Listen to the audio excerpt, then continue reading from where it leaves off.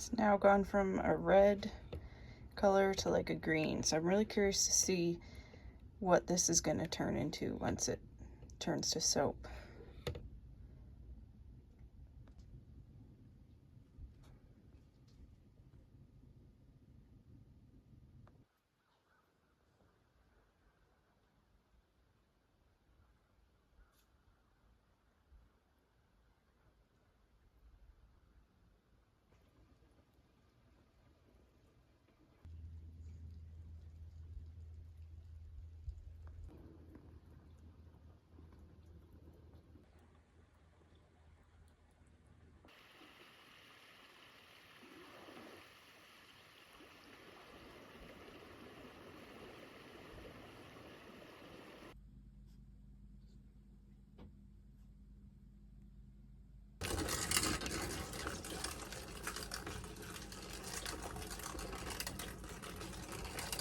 Using up all our old tomatoes that I had frozen in the freezer from last year at about 25 pounds.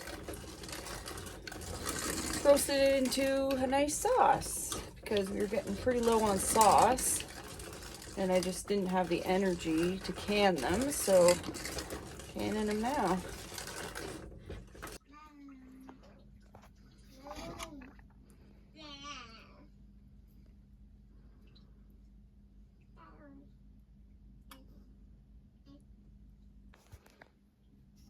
So after you're done running it through the food mill, this is what you're left with. I've poured off some of the watery bits already, so it's pretty thick, but I'm gonna cook it for a little bit longer and get it a little bit thicker, get some of that water out. Then I'll can it into the jars.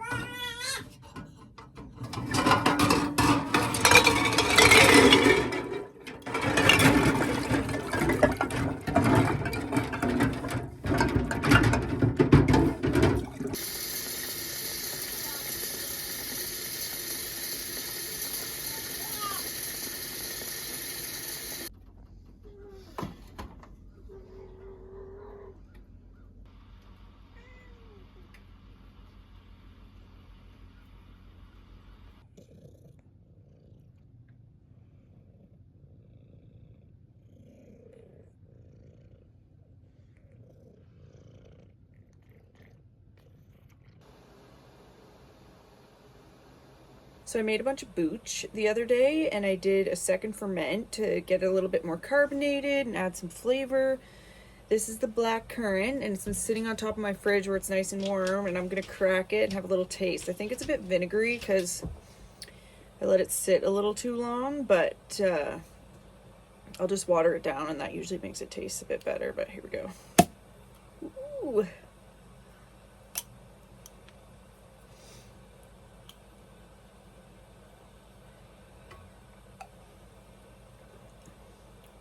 Oh yeah, that's good. Wow. Yeah, that's pretty good. This is the black currant. I did strawberry, blueberry, tulsi, strawberry mint, wild cranberry, and guava jam.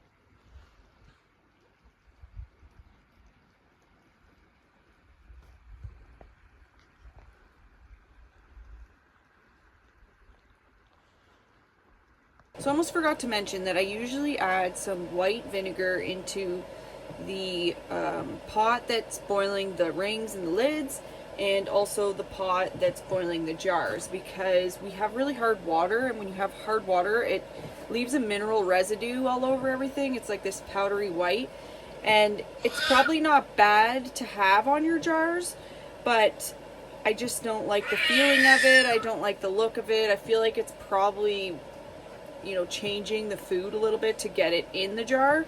So I put a little drop of this pot and in with the lids too. The only downside to doing this that I've found is it can really erode your canner over time. I've gone through a few of them. It just really eats away at it, I think because of the acidity. And I mean, it could also be the hard water that's doing that, but just something to keep in mind. So now that this is boiling, we're gonna do a hard boil for about 10 minutes. I sometimes do 15, just to sanitize the jars and kill any bacteria that might be living on them. This is a pretty important part.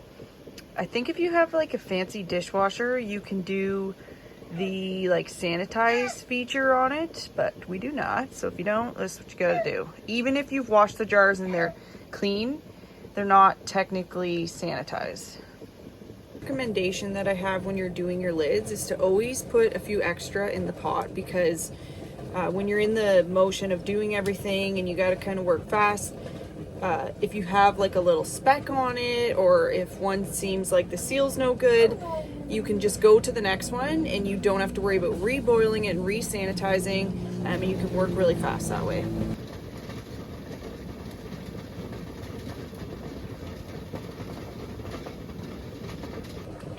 So one really nice thing about canning this time of year, in the spring or in the fall, those in-between seasons, is it's so hot when you're canning, and if you're not having a fire, it kind of helps heat up the house. And you know, it's that time of year where you probably should have a fire, but it's so much work to build it, and then it gets way too hot in your house. So when you get the canner going, it heats up, gets it nice and warm, and you don't have to have a fire, or at least hold out till nighttime. And you're not heating up your house in the summer too, like when it gets super hot.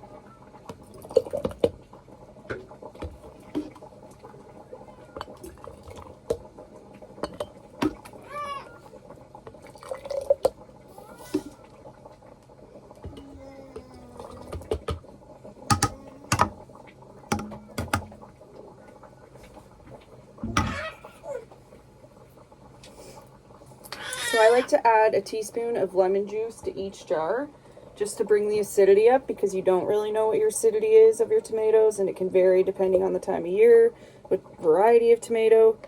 So this just helps make sure it's super safe. I've put sauce in the jars already, so I'm not putting a cold liquid in the hot jar because that would cause it to break.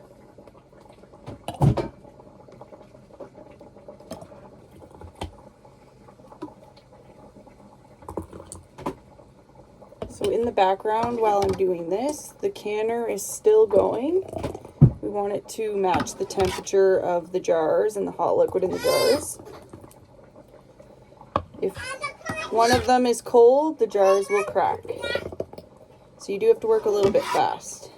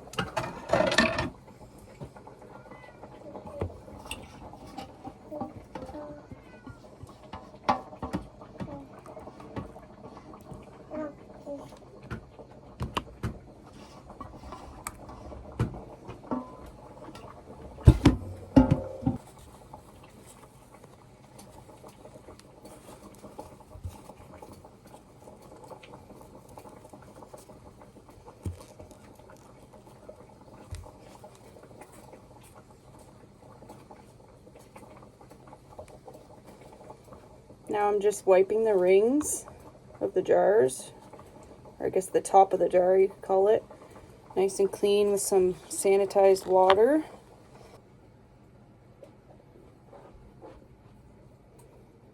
Get any of the gunk of the tomato sauce off the top, because it won't seal if it's got anything on there.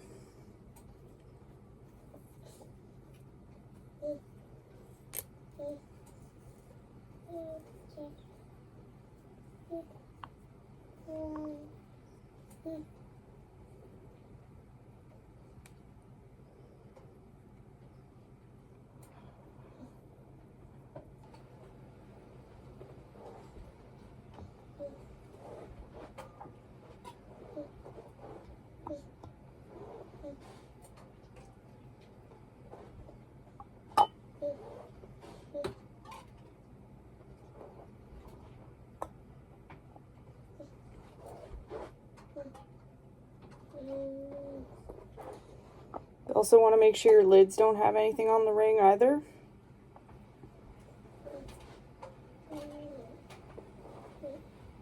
After we got the lids on, we're going to put our rings on, and you want to make sure they're not dented or it will not seal. And you just want to hand tighten them, not over tighten them, because that can bend the rings and it can also make it so it doesn't seal.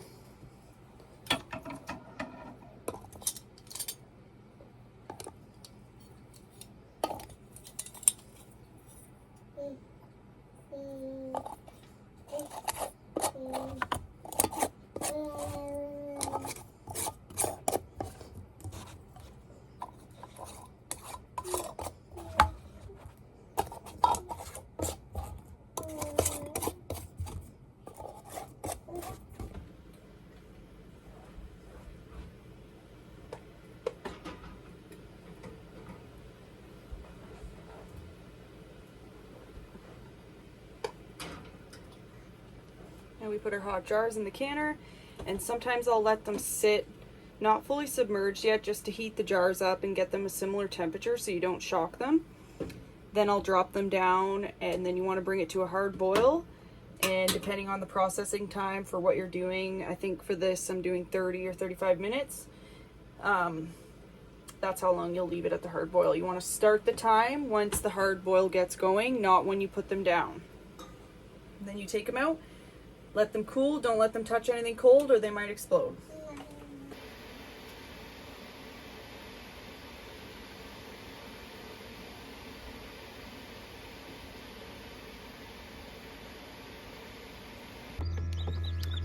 Incubator update.